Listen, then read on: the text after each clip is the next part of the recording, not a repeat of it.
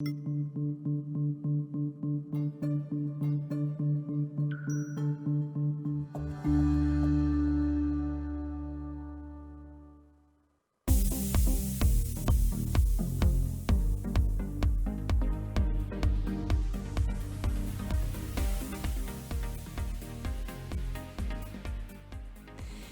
back, everyone. Welcome back to the Ask Dr. Be Good show, where we bring you the interesting, the fascinating, and the just need to know for public education and what's happening at Legacy.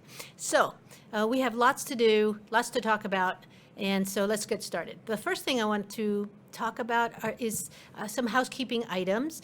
I had sent out a survey last Friday, and 259 of you have responded so far. Not enough, but a good start. And so I thought I would share the results so far. So far, we have to the question of how comfortable are you now about sending your child back to school on August 10th? Well, for a minute there, it had gone up to 9%. Last time it was 6%. It stayed at 6 or 7%, and now it's back down to 8%. So 8% of you are very comfortable. Somewhat comfortable is 34%.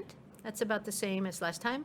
Not sure at all, 19%, and not ready to send back at all, 39%. So that's a huge message, and please know that we're taking that very seriously.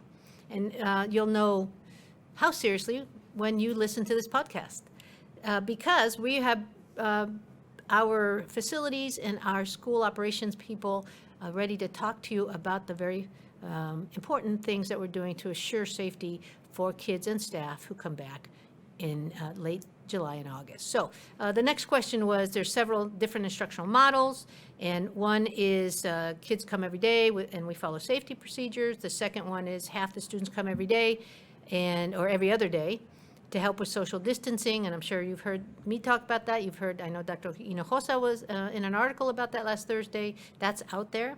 And then number 3, some students come to school, some do home distancing from home. Which model best suits your family? 20% of you said number 1, which sends your child to school with safety precautions. 37% said send to child every other day.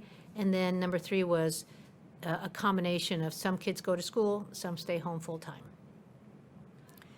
And the Department of Health and CDC have said they prefer to have 10 children with 1 adult in a classroom.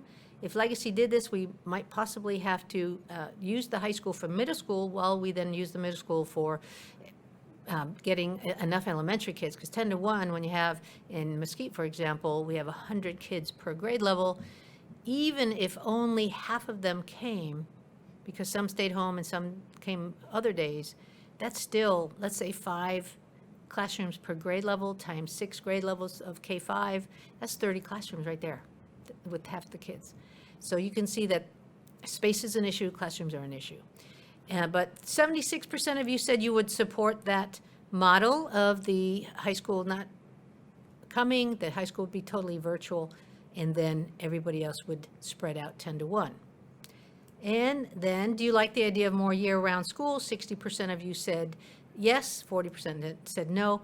But then the next question had to do with the commissioner asking us to move to a calendar that has the August start date, and then 2 weeks off at Thanksgiving, where the first week we would have the intercession, and then 3 weeks off at Christmas, 2 weeks of 1 week of intercession, and then 3 weeks off at spring break, 2 weeks for intercession, and then we would get out the third week of June and have 5 weeks of summer vacation.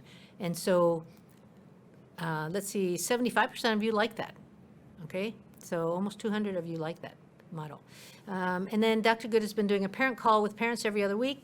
Do you get the information on these meetings? Have you taken part in the calls? Do you feel these calls should continue through the summer? And 54% of you said, yes, I get the information about these meetings. 13% said no, so that's a low amount. That's good. Yes, I've taken part in 1 or more calls, the Zoom calls, 31%. No, I've not taken part in calls, 35%. So we need more of you to know and to get online with us. And yes, these calls should continue through the summer. 41% said yes, 9% said no. And then, so I think we'll have another call next week if we can. Legacy has tried to use various ways of communicating with parents. Please let us know which apply. And 67% say the emails and s'mores from the schools you're getting, 63% messages from the district, 29% online meetings in English, 61% of you, and online meetings in Spanish, 13% of you, and then a Facebook page, 31%, and the Legacy website is 16%, so not many of you go there, and I'm not surprised. Once, that's really more for capturing information in case you need it, like the menu and the school calendar and such. I can see where you wouldn't go there for daily information, because you can get it at other places. And then the podcast, 11%. So that's what we have so far. We would love more people. We have 1,600 kids, so we would love to have 1,000 of you respond and let us know your thoughts on where you think we should go as far as the direction and the different models. So, and the next big thing, agenda item, is our graduation.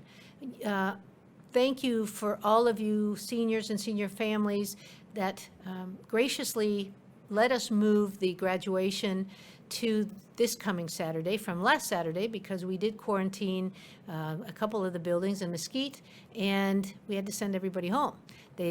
Everybody else tested negative. They positively were negative. And so, including me, I went ahead and took it because I'd been hanging around Mesquite for a little bit. And so we were all negative, except, of course, for the 2 original employees, and they're better now. So we did have to quarantine, and really the graduation would have been very, very difficult to pull off, since some of the counselors were quarantined, some of the campus directors were quarantined, and so a lot of the worker bees that were going to help us set up were quarantined, so we really, really could not have done it last Saturday. So thank you, and we will see senior parents. But Staci Weaver, you've been sort of over the protocol around the graduation and and how we're going to carry it out. You want to take a couple of minutes to let parents know about the to-dos around graduation this Saturday? Sure. So we're allowing cars to start coming in at 8:30, and we'll do that until the start of the graduation. Graduation starts at 9:30, so at 9:25 we'll stop letting cars in. Parents should know that when they pull up, we're going to first check them off on a roster. We're going to have several questions, and we have them in Spanish and English so we can accommodate everybody. They'll be on big signs that we'll be able to hold up, and we'll point to them and ask the parents, if any of these things apply in reference to COVID.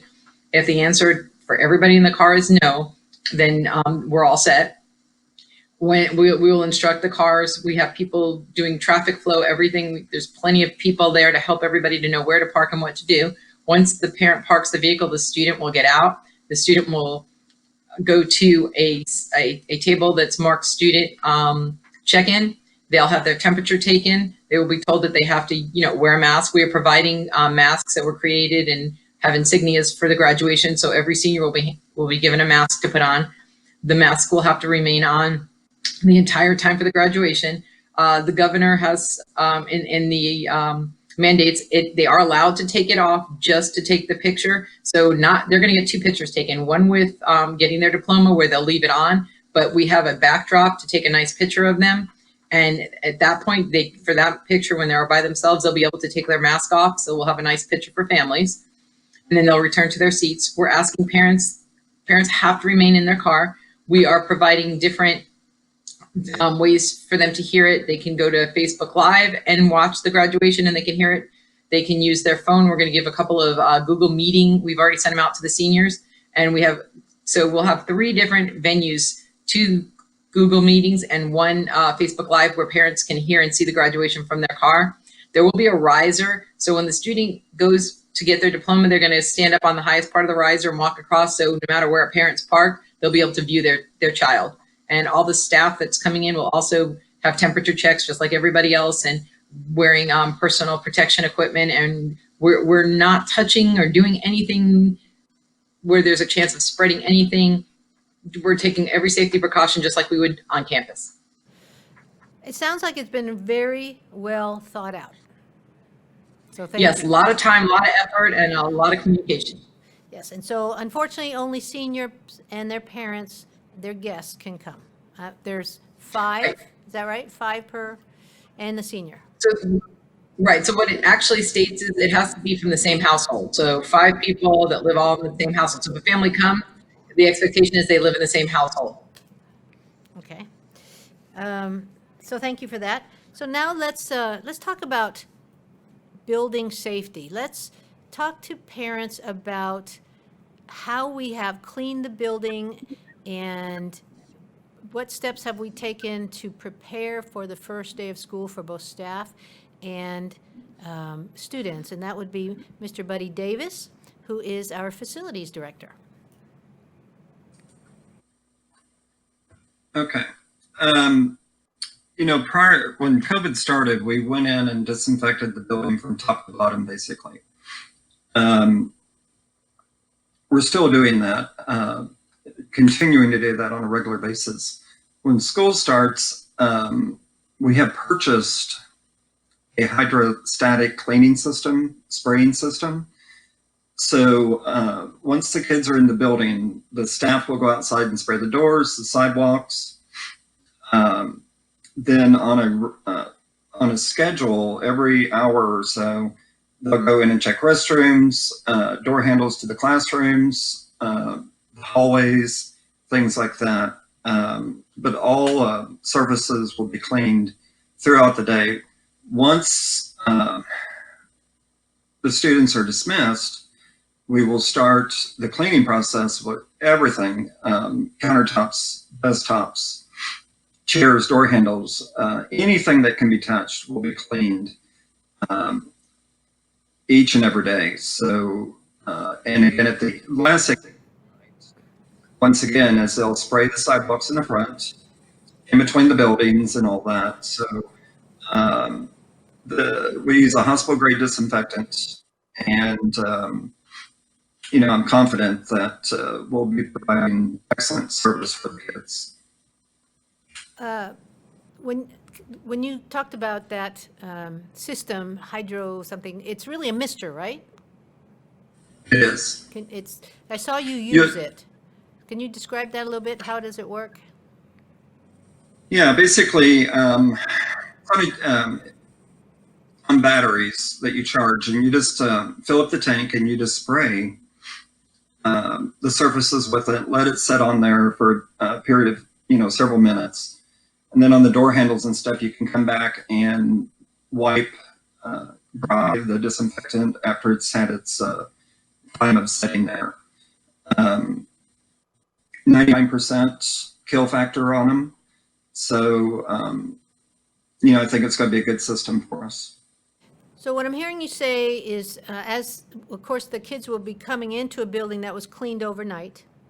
And then, once the kids are in classrooms, we will do another sweep of the outside doors, handles, and sidewalks. We will do a sweep inside, because we know 100 kids have already touched doorknobs, right? And gone to the restroom within that first hour. And so I'm hearing that pretty regularly, every hour or 2 hours, you're going to have somebody with a mister going around and desanitizing, or no, that would be sanitizing, right? Sanitizing the handles, maybe also some light switches, possibly, and certainly restrooms, right?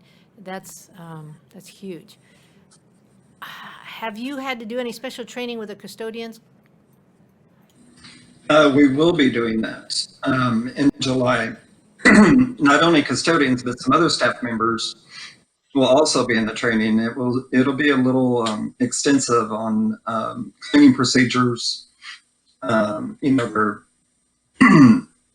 regarding their masks or gloves, face shields, all this stuff. We will be going through a lot of different material with them, so they'll be well prepared.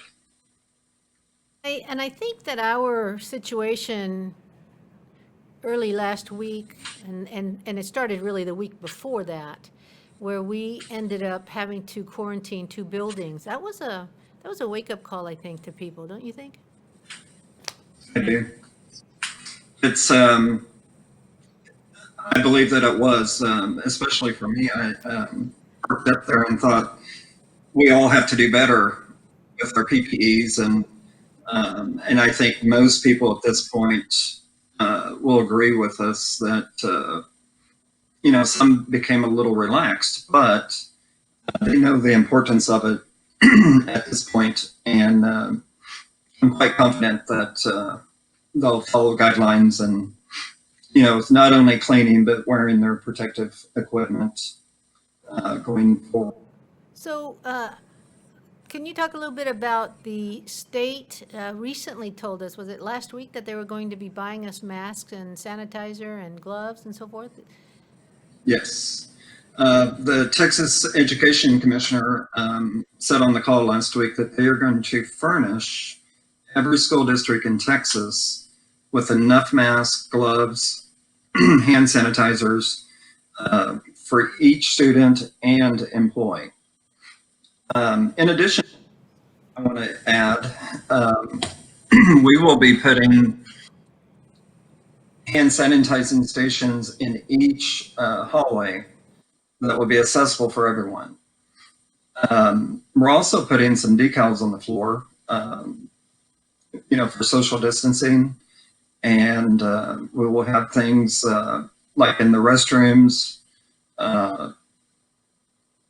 posters put up on proper hand washing and reminders to wash their hands and sanitize daily. And we had already bought some of those things, right? So does that mean now Yes. I know we had an order for like 10,000 masks. Is that right? We did. We do have, and I feel confident that we will use those. Okay, well, thank you. So, Ms. Weaver, now we know the building is clean and staying clean and being cleaned regularly, because we still have some people in the building, so that's a work in progress. But what about the safety protocols? Talk to us about the way that we have to train our staff to the new reality of our building and how to stay safe with literally having, a lot more people in the building. Sure. So one of the things that we have to think about is, we think about safety. The CDC doesn't really think about that when they give us, the guidelines. And so one of the things is that they don't want children touching the doors. So they want the doors open when they're entering and exiting. And normally we keep the doors locked. That's not something we do, and we can't prop, we're not allowed. So we're going to now have to have teachers really get in the mindset that they need to monitor our doors and watching kids go in and out, and they're the only one that touches the door, because that's now a safety issue. So, and we have to get them trained in the mindset of even wiping down tables in their classrooms. I mean, we're also going to be set back on time, because remember, we have to check temperature. We have to make sure no children are coming to school sick. If they are, we'd have to send them home. That takes time. Even passing in our hallways, can't have groups out at the same time. So anytime hallways are being used, it's got to be staggered time. Same thing with drop off and pickup of students. We're used to, having our students, grouped in areas and things like that for dismissal. We can't do that. There's going to be a lot more time constraints on things, and safety as well. As far as PPEs, I mean, that's got to be a mandate where now our campus directors have to be trained to always be, we do walkthroughs anyway, but now our walkthroughs are going to be safeties. Are all students keeping on their masks? Do our teachers have their masks on? If we decide to use face shields, are those being worn? Are gloves being worn when they need to? Are things being wiped down? So not only do we have our normal safety and security that we always have on our buildings, but now we have to retrain our principals and our teachers for a mindset of safety in the area of COVID-19, not just safety like we used to worry about intruders and hazardous materials and things like that. We have a whole new world of safety to look at. I remember how hard it was to train staff to lock their doors and to take that seriously and not prop their doors. And that was, that's a 2-year process to get them to accept that. And now here we are, now we're saying, heck yeah, we want you to prop them open. and because of the air circulation, right? That's the thing, is we don't want the buildup of breath in a classroom. We want it to be able to freely escape, I guess. And so that's the thought behind the open door. What are the protocols around face masks and PPEs and so forth? Do kids need to come into school wearing them? Do we give them, what, do you know yet what that's going to be about? Yes. So we have to provide it to children if they can't afford them or the parents don't provide them. They're asking first for it to be an N95. If not that, homemade cloth masks are fine. And the way to know that it's a good mask is if you spray a disinfectant spray, like a Lysol spray to test it, and it goes through the mask, then it's not good. Your mask, you don't want to see the spray come out the other side of the mask. That's a good test at home. But yes, we are requiring students will have to wear a minimum a mask. They absolutely have to when they come onto campus. So that should be very interesting trying to keep, that's why I said that the directors and our teachers, our facilitators are going to have to be very vigilant on that side of the safety, that kids keep those on. And just like the process of getting them used to teachers keeping locked doors is being vigilant that students are keeping on their masks. So it's going to be a work in progress, but yes, a minimum, they must have that mask. So we're not making all this up. I mean, this is not a legacy thing. Can you talk a little bit about the safety plans that we're being required to write and present to, for example, Dallas County? Dallas County is requiring all of its schools in its county to submit a certain safety plan. So far, Collin County hasn't, but I'm sure we're ready for that if they do, right? So they're actually using the Texas Safety Center. So we're going to have to put it through the Texas Safety Center, follow their guidelines, and then put it through the Texas Safety Center. So I think that almost all districts are probably going to have, or counties, the same thing because they're working hand in hand with that for schools. I don't know about other places other than schools, but yes. So we basically had to come up with a put in a pandemic re-entry program and put that together. Mr. Davis and I have worked on that together. So along with our normal school procedures and all of the, we call them EOPs, emergency operations procedures, we now have we have had to add on different pandemic and basically, all kinds of medical appendices to our plans that we didn't have before. We've now made partnerships and we've had to list those and explain how we use those with the health department and the CDC and, WHO. And so all of that has to be part of our program now. And in addition to that, I also have to train all of our directors on all of our new EOPs and our pandemic situations. So it's a whole added step to what used to be an emergency operations plan. It's almost like a medical plan and reentry. And so there's a lot going on and a lot to be accountable for now. So it's become a much bigger piece, school safety, than ever before because we now have the pandemic piece of it. So I'm a parent and I'm hearing you talk about the fact that we now have our doors open instead of closed. What safety assurances can you give parents about that the building would still be safe even though the doors inside are not locked and are propped open? What still remains in place to keep out the danger? So let me I might have misspoke. The doors that have to be propped, that's when the kids come and go. Like when the end of the day and they walk out of the classroom, if they go to the bathroom, they only want the teacher opening and closing the door. So we're going to air out buildings when students aren't on campus. So the doors can still remain that way. But as far as when kids are switching classes or coming into the building and out of the building, we really, where we used to get locked and things like that, what we've gone to on our campuses now are keyless entries.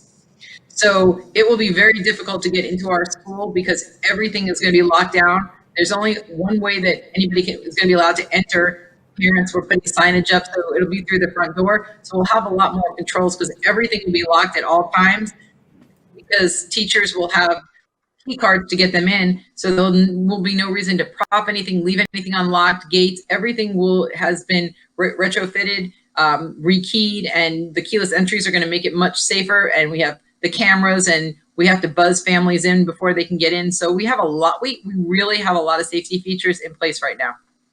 So if I'm a parent, I still have 2 doors to get through into the main building to be able to be buzzed through, right?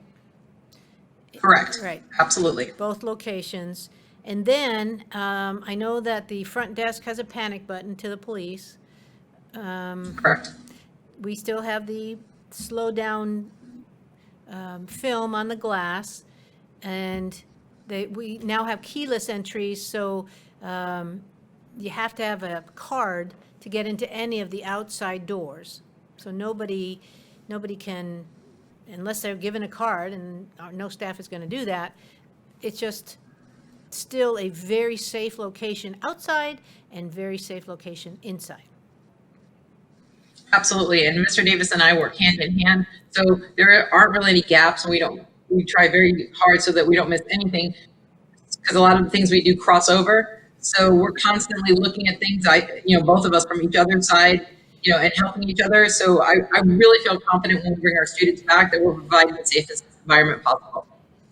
All right, so we still think that kids may have to eat in their rooms as opposed to the cafeteria, and Yes. possibly still thinking half the kids may have to come at a time, or I say half, but if 40% of our kids are staying home 5 days a week online, that would leave 60%, so we might have 30% per group 1, group 2, right? And so that makes our numbers a little bit smaller. And we're still thinking about possibly doing 1 adult per 10 kids. Is that correct? So for right now, we have to measure each classroom really, and we'll probably have to just make a map and decide how many kids can fit in the room so that we can keep within the standards that TA's given us the guidelines. But I think parents need to be prepared for the fact that high school could be online and that kids would be coming 2 days on, 2 days off, but they're still, in class Zooming it, using our Google Meeting, Google Classroom. But I want parents to be prepared that there's definitely going to be some type of deviation from the normal system that we had before when we go through this for the next school year. Okay, well, as always, time is never our friend. We are to the end of our 30 minutes, but thank you. I hope that we have helped parents realize how much work has been going into the background, to prepare for the first day for staff and the first day for students, because this is not just our families being reassured. Our staff needs to be reassured that they're going into a safe building and a clean building, and one that can remain clean even after we let in, hundreds of kids. Now, I don't want everybody to think hundreds of kids in a small space, hundreds of kids spread out, in classrooms where we're trying to do the 45 to 1, 45 square feet to one body. And so we have some double classrooms in both locations, Mesquite and Plano, but not many. And so being able to have 45 square feet to each student is pretty much going to limit us to 10-ish or 10 or 12 per classroom. So our work is still in front of us, but we're much further into the conversation, and I think we're much further into our parents and our staff understanding that we have a new reality that we need to prepare for and embrace. I mean, we can't, if we don't embrace it, we won't handle it well. But by embracing it, we will. So that is my hope for our families, for our staff, and even our kids. Thank you, Mr. Davis, Ms. Weaver, for being on and for helping, I'm sure, convince many of our parents that maybe school is ready for their child August 10th. Thank you. Thank you for tuning in to the Ask Dr. Be Good show. For more information on Legacy Preparatory Charter Schools, visit our website, legacypca.com, or call 469-249-1099. And remember to like us on Facebook, where we stream live weekly Tuesdays at 3 p.m.